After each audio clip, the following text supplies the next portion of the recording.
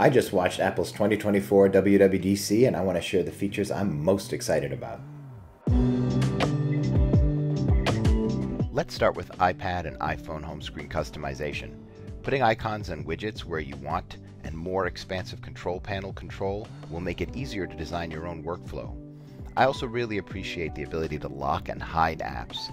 This feature required a clumsy hack using shortcuts, so it's nice to see it built in natively. Messages now has Send Later. I love this feature. So many people in my life prefer to use text for communication. I literally had to set reminders and alarms for myself to text them later. Now I can set the text to send itself later. So helpful. They've added sharing iPad screens with others. I'll have to see this in action, as Apple's screen sharing features have always been a little dodgy or limited in weird ways. But if it works, those of us who serve as the family IT department will be very grateful. Okay, this is a big one. The calculator app and related math features and notes.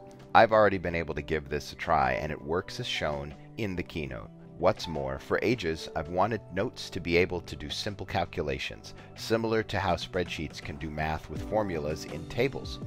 This is a more elegant solution. It will read in variables and let you use them in calculations. It can be done with the pencil or typed in text. The new password app will be an amazing tool for my clients.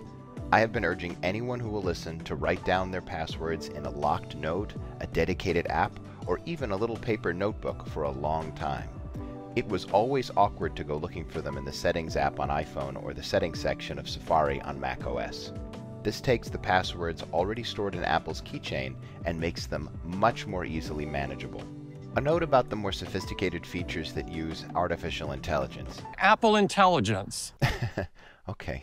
You'll need any iPad or Mac with Apple Silicon, so an M1, M2, M3, or M4 processor, or the iPhone 15 Pro or Pro Max, which has an A17 Pro processor.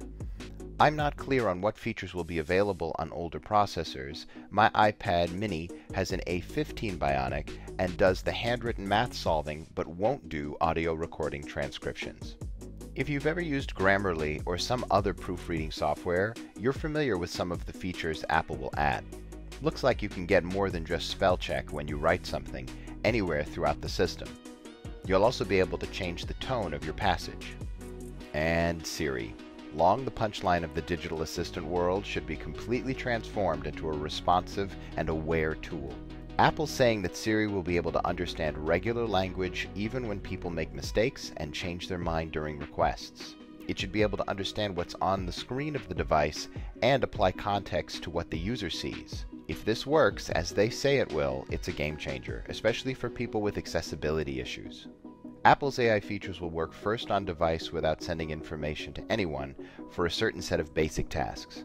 If the device needs more calculating power, the information is sent to an Apple server that processes the request but forgets the data and the results after returning them to the user. If the request needs broader, more generalized information, the device will ask for permission to send it to ChatGPT. Apple has made a deal with ChatGPT not to save data or track the user's IP address. Also, by offloading prompts to ChatGPT, Apple has cleverly sidestepped any responsibility for answers to questions about sensitive topics or situations where the AI hallucinates or gives misinformation. I was genuinely impressed with how much thought Apple put into designing their AI infrastructure. But what do you think?